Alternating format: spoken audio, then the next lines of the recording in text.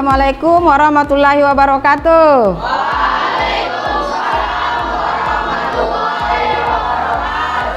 Sebelum kita memulai materi kita, ya, kita berdoa dulu supaya nanti ilmu yang kita dapatkan itu menjadi berkah, ya. Oke, siapkan ketua kelas. Taib.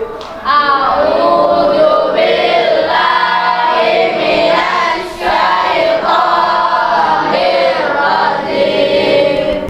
Bismillahirrahmanirrahim.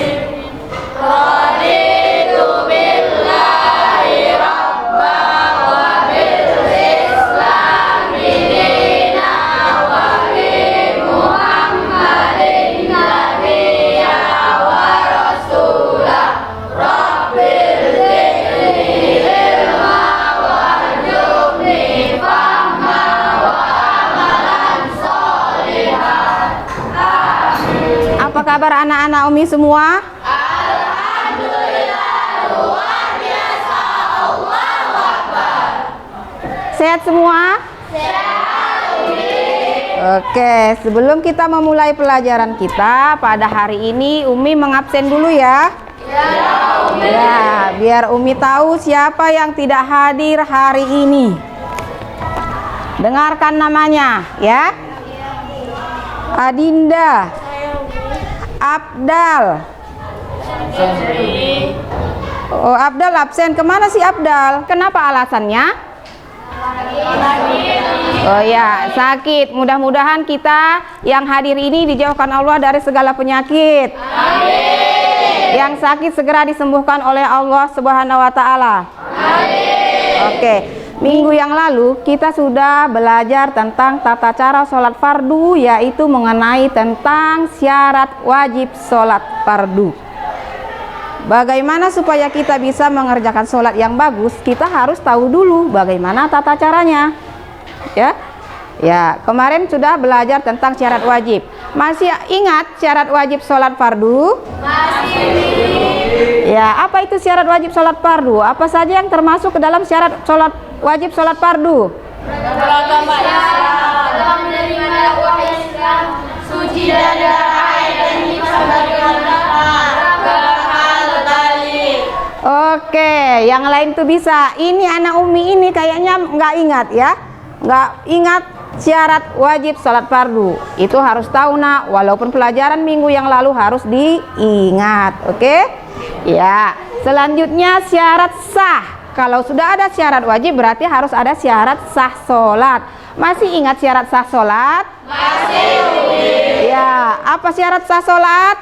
Suci dari hadas baik hadas besar maupun kecil. Suci badan, pakaian dan tempat sholat dari najis. 4 aurat laki dan perempuan. Iya, ada 4 ya. Kita harus suci. Yang pertama tadi harus suci dari hadas. Hadas itu terbagi 2, hadas besar maupun hadas kecil. Kalau kita berhadas berarti sholat kita tidak sah. Kemudian yang kedua tadi apa? Suci badan, pakaian dan Iya, maksudnya pakaian kita harus suci, ya, harus terlepas dari najis. Tidak boleh ada najis di pakaian kita, di tempat sholat kita. Oke, kemudian ya, menutup aurat dan menghadap kiblat. Kita harus menutup aurat ya. Dalam melaksanakan sholat harus menutup aurat. Baik, sekarang materi kita untuk lanjutan selanjutnya adalah tentang hal-hal yang membatalkan sholat.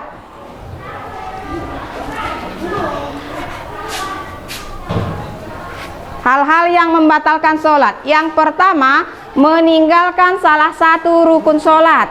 Ya, sudah kita ketahui rukun sholat itu ada 13.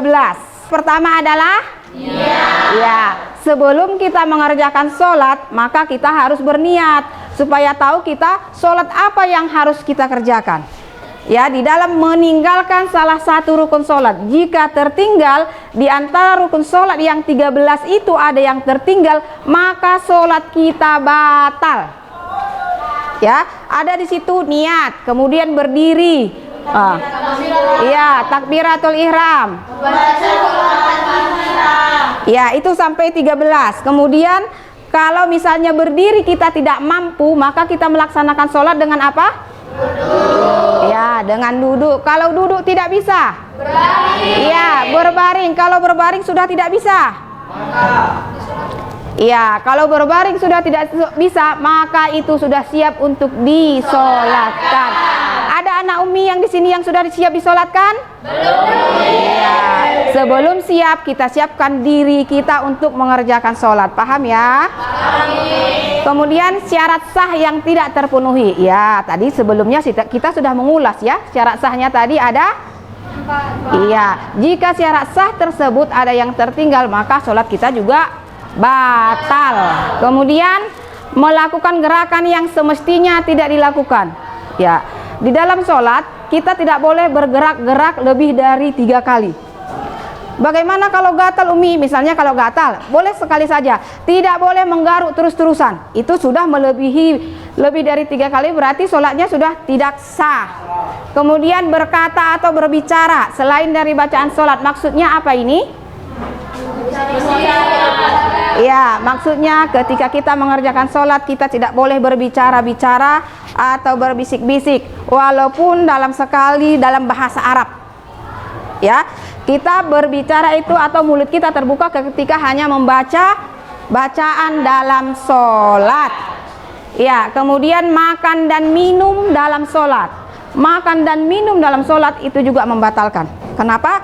Karena mengurangi kehusuan kita. Itu berarti kita tidak sopan, tidak beradab, karena kita berhadapan langsung dengan Allah. Ya, kemudian tertawa-tawa.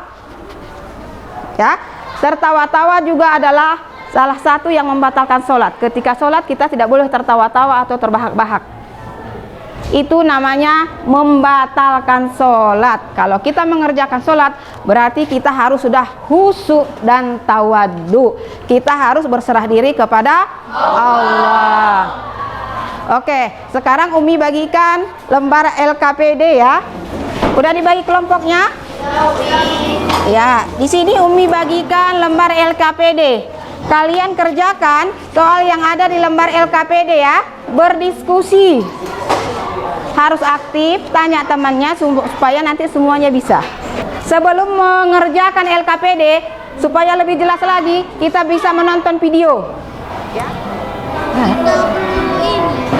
Manfaatkan waktu dengan belajar. Ayo lihat dulu ini menonton video nak sebelum mengerjakan LKPD. Wabarakatuh. Halo teman-teman, berjumpa kembali di Kita Perlu Ini. Pada video kali ini kita akan belajar tentang hal-hal yang membatalkan sholat. Teman-teman, yang membatalkan sholat itu ada 11 perkara. 1. Berbicara dengan sengaja. Tadi sudah Umi jelaskan, kita sudah melihat PowerPoint. Kemudian Umi sudah tayangkan video ya untuk mempermudah mengerjakan LKPD-nya. Sekarang silakan kalian berdiskusi, kerjakan lembar kerja peserta didik ini. Berdiskusi ya nak, harus aktif. Silakan dikerjakan. Umi tunggu 20 menit. Dikerjakan, didiskusikan, minta pendapat temannya ya. Oke, semua aktif supaya nanti tahu. Udah, paham ya?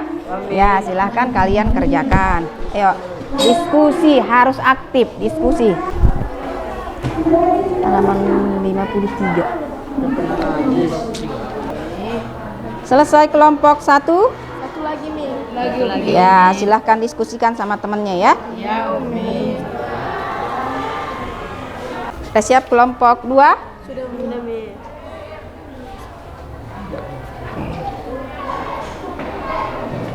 Selesai?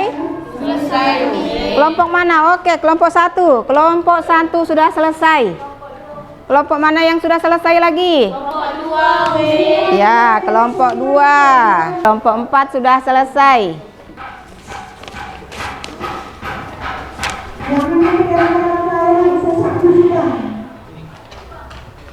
Oke, semua sudah selesai. ini di antara kelompok, Umi akan nilai dulu sebelum mempresentasikan ya. Nanti hasil diskusi akan dipresentasikan masing-masing ketua kelompok. Kelompok 1, silahkan presentasikan kelompok 1 hasil daripada kerja kelompoknya. Assalamualaikum warahmatullahi wabarakatuh. Waalaikumsalam warahmatullahi wabarakatuh.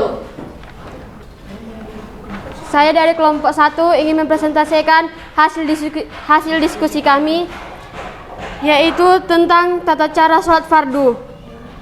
Sebutkan hal-hal yang membatalkan sholat, yaitu membatalkan salah satu rukun sholat, tidak terpenuhinya syarat sah sholat, terbuka aurat, rubah niat, banyak bergerak, makan dan minum. Apakah minum dapat membatalkan sholat? Iya dapat, karena itu termaksud dari makan dan minum. Karena tidak memiliki adab dan sopan santun. Mengingat dalam sholat ini langsung berhadapan dengan Allah Subhanahu wa Ta'ala. Dari kelompok lain ada yang bertanya? Sekian dari kelompok 3. Assalamualaikum warahmatullahi wabarakatuh. Kasih aplaus. Baik, masing-masing kelompok sudah mempresentasikan hasil kelompoknya. Sekarang kumpulkan kembali biar ada nanti dokumentasi Umi. Kumpulkan kembali. Ya sini nak, di situ jauh ya. Sini. Oke. Berarti semua sudah mempresentasikan daripada hasil lembar kerja peserta didik. Nah, di sini Umi ingatkan kembali ya, anak-anak Umi harus paham semua tentang tata cara sholat fardu. Bagaimana caranya supaya kalian bisa mengerjakan sholat itu dengan baik ya. Dengan hasil yang sudah kita pelajari ini, mudah-mudahan kalian bisa mengaplikasikannya di dalam kehidupan kalian masing-masing ya. Ya, kesimpulan yang kita ambil di sini adalah bagaimana supaya bisa mengerjakan sholat fardu dengan baik. Kita harus mengetahui yang pertama syarat wajibnya dulu, syarat sahnya dulu, rukunnya dan hal-hal yang membatalkan sholat. Dengan mempelajari ini berarti kita sudah bisa mengerjakan sholat fardu yang baik ya. Ya, mungkin sampai di sini aja materi kita untuk hari ini. Minggu depan kita akan lanjut dengan sholat berjemaah. Umi harap paham semua ya anak-anak Umi. Dan bisa diamalkan di rumah ya, sholat tiap hari ya. Ya, karena kita sudah balik, silahkan mengerjakan sholat 5 kali sehari, itu adalah sholat wajib. Baik, mungkin sampai di sini materi kita untuk hari ini. Mari kita tutup pembelajaran kita ini dengan membacakan hamdalah.